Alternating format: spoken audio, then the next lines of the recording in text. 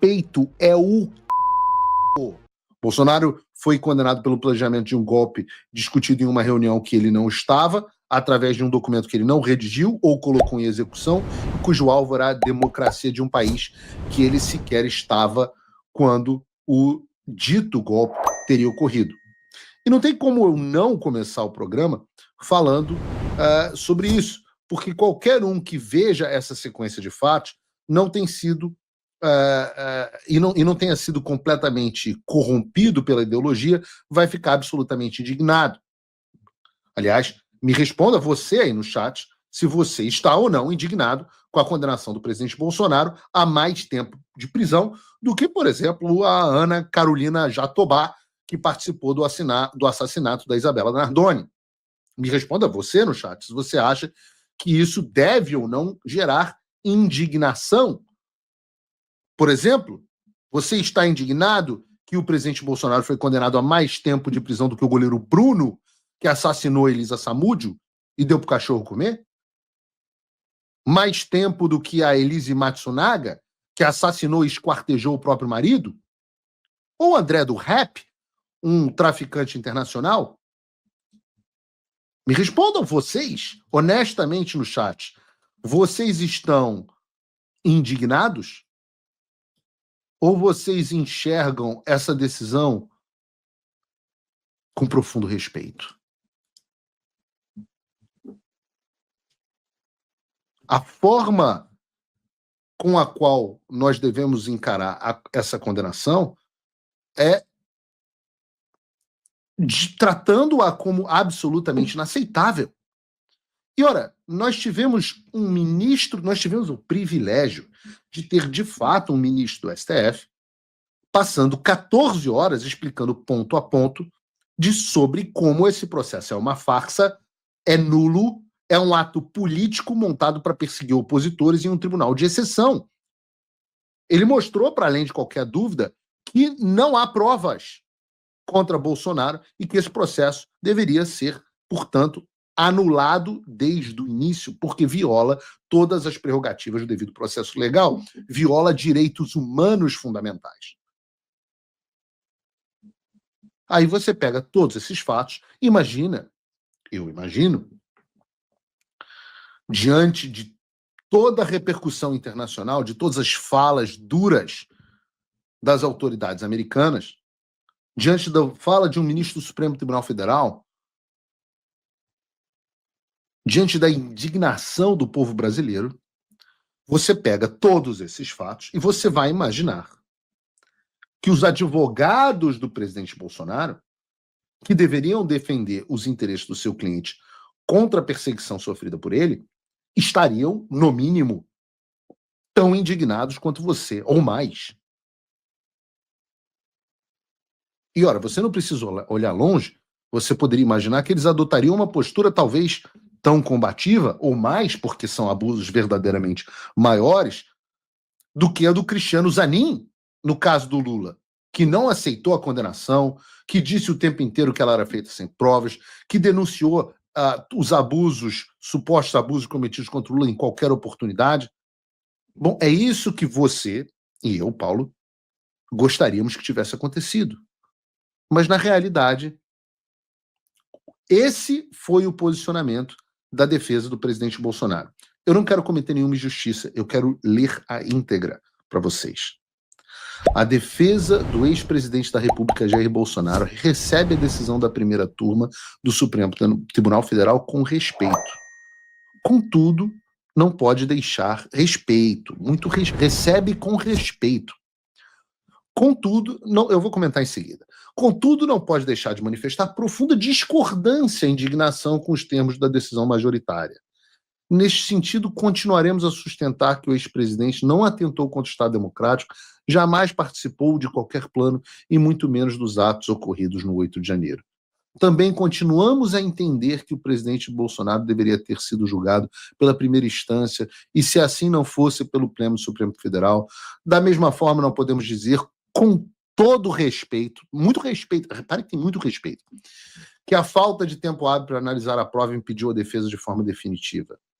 A defesa entende que as penas fixadas são absurdamente excessivas e desproporcionais após analisar os termos do acórdão.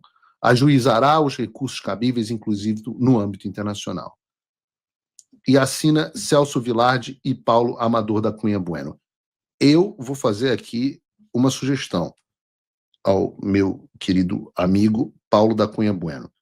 Retire o seu nome dessa nota para retirar da história, porque eu sei que essa não é a sua posição. Porque eu não vou dizer nem que essa nota se parece com as do Clube Militar, porque as notas do Clube Militar têm um pouco mais de testosterona do que essa. Eu vou deixar de uma vez por todas claro aqui no ar, e eu lamento ter que utilizar palavrão, porque algumas pessoas não gostam, mas o palavrão é necessário para explicar e expressar o que eu vou dizer agora. Me dá a câmera 2 aqui, Bruno. Respeito é o Celso Vilardi, essa é para você. Você é um homem digno,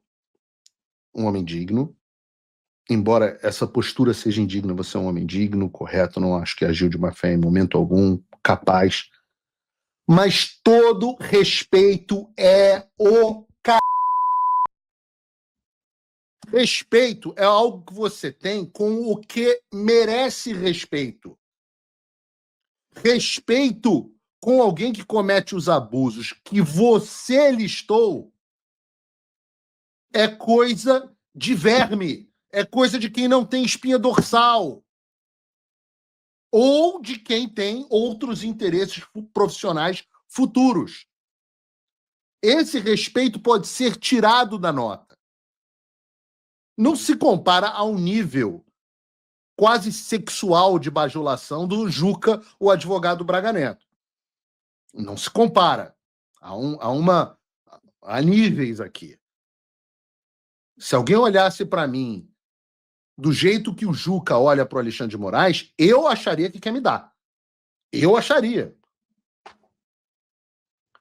Mas todo respeito é o que você deve à Nossa Senhora. É o que você deve à Madre Teresa de Calcutá. É o que você deve ao Papa. É o que você deve ao povo. Você deve todo respeito. Todo respeito você deve às pessoas que construíram as instituições da história. É respeitável, de fato, da gente ter 3 dos 5 ministros com impedimentos claros? É respeitável o fato deles terem condenado o cliente de vocês sem provas? É respeitável o fato de vocês, advogados que escreveram essa carta vergonhosa, terem sido humilhados pelo relator do processo, com direito a risinhos? É respeitável o cliente de vocês ter tido direito ao devido processo legal, ampla defesa e ao contraditório violados? Ora, então, profundo respeito é o tem que escarrar na cara desses caras. Vocês validam essa merda. No voto da Carmen Lúcia, ela faz questão de falar isso. Ora, o processo foi tão respeitado que os advogados fizeram um trabalho maravilhoso. Eu teria vergonha no meu nome associado a essas coisas. Por isso que eu falo, Paulo, tira o seu nome daí. Como que eu vou explicar o fato de estrangeiros que não são advogados do presidente Bolsonaro, não têm absolutamente nenhuma a ver com o processo do Brasil, reagiram com mais vigor e dignidade do que a própria defesa do presidente Bolsonaro e dos demais réus à sua condenação?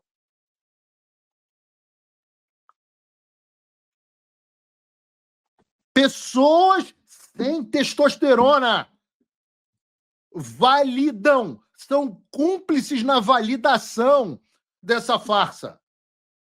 É uma defesa que não quis assumir a premissa original e fundamental desse processo. O presidente, o cliente deles, o ex-presidente Bolsonaro, tem a convicção de que roubaram a eleição dele e, portanto, buscou formas dentro da lei de impedir que esse roubo prosperasse. Não vendo alternativa dentro da lei, saiu do Brasil. Mas não houve coragem para defender esse ponto. E agora não há coragem, não há uma vez na sustentação oral das alegações finais, não há uma vez a palavra farsa, a palavra tribunal de exceção, a palavra perseguição política, como bem disse o Otávio Guedes na Globo News. E eu vou ter que concordar com o cara tem razão. Opa, rapidinho, só para perguntar se você já deu aquele like no vídeo e se você está inscrito no canal e com o sininho das notificações ativados. Acredite, isso também faz diferença no algoritmo do YouTube, que tenta esconder nosso conteúdo. E claro, não se esqueça de tornar meu apoiador em www.paulofigueiredoshow.com/apoia. Você pode se cadastrar até de graça no site para receber os principais e-mails e todas as informações de lives e programas. Eu estou esperando você. Não deixe o Alexandre cortar o nosso acesso e a nossa ligação direta.